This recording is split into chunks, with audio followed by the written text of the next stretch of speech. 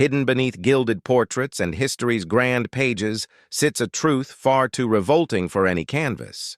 In his final years, King Henry VIII transformed from a mighty ruler into something far darker, a deteriorating, shattered shell of a man. Once the powerful monarch who commanded fear across Europe, he endured an agonizing descent into humiliation.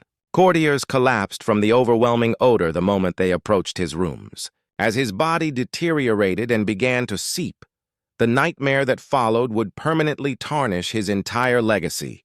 Today, we expose the hidden final chapter of Henry VIII, a disturbing account of obsession, physical breakdown, and the collapse of a monarch's authority. Henry Tudor entered the world on June 28, 1491. When he took the throne at merely 17, he stood as Europe's most striking prince, tall, muscular, with auburn hair and an unmistakable royal presence. The Venetian ambassador described him, noting that Henry bore a face more angelic than any Christian prince. Yet what transformed this model of strength and kingship into something so horrifyingly tragic? The crisis began in January 1536 at a jousting competition in Greenwich. At 44 years old, Henry endured a devastating fall when his horse collapsed on top of him. He remained unconscious for a full 2 hours.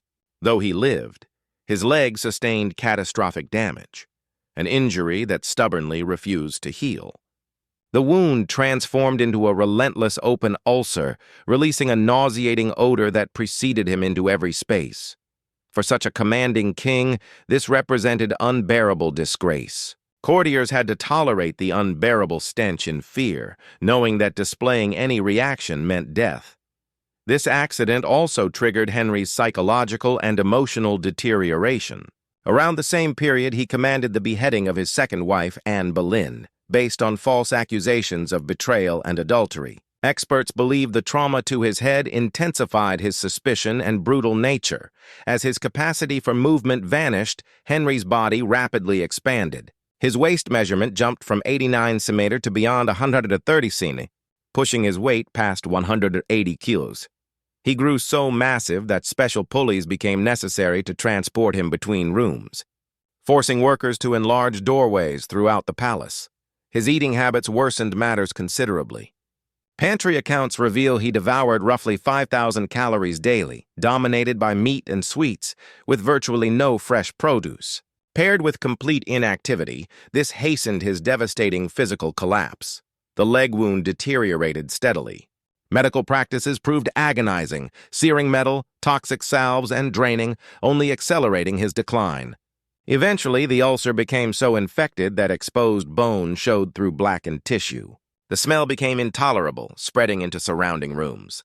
At 49, Henry wed Catherine Howard, a mere 19 years old, dubbing it his reclamation of youth. You won't believe the disturbing contrast between their ages and his degraded state. When her betrayal surfaced, she was beheaded. His sixth and final union with Catherine Parr in 1543 held little romance. It was purely a matter of state. Catherine shifted from companion to caretaker, nursing the failing king with determination rooted in dread, knowing exactly what had happened to his previous wives. During his closing years, Henry battled numerous afflictions: diabetes, gout, high blood pressure, and possibly kidney failure. His mind deteriorated into obsessive suspicion and madness, turning against even his closest confidants and faithful servants. Paranoia gripped the palace. One careless remark meant certain execution. Shockingly, merely 9 days before his own end, he commanded the beheading of Henry Howard, Earl of Surrey. His obsession with assassination spiraled into complete terror. He mandated someone taste all his food beforehand, and every piece of silverware underwent rigorous examination. As death drew closer, his anguish became nearly unbearable. He could scarcely move, even when helped by others. His infected sores deteriorated rapidly, and the revolting stench of decomposing flesh permeated the entire court. Palace attendants wrapped themselves in fragrant fabrics and blooms simply to endure his presence.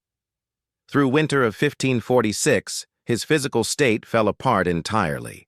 Persistent fevers and labored breathing plagued him, likely stemming from poisoning of his blood caused by massive infection.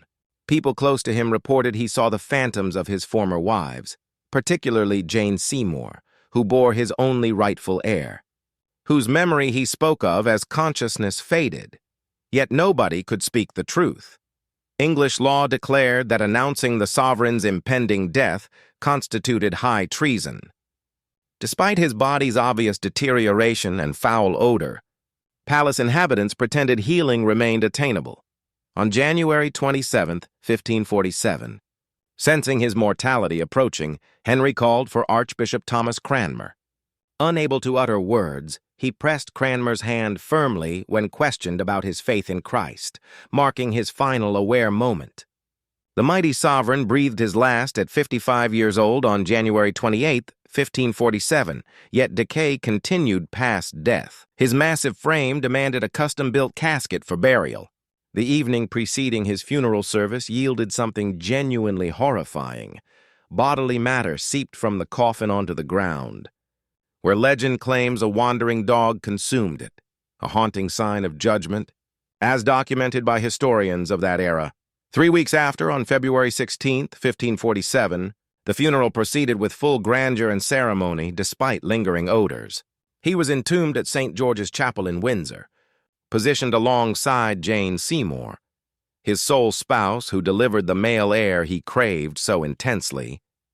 Interestingly, that heir, Edward VI, governed for merely 6 years before perishing at 15. His premature death transferred power back to Henry's daughters, Mary I followed by Elizabeth I, notably the child of the woman he murdered without cause. Henry's revolting finale serves as a sobering testament to the boundaries of authority.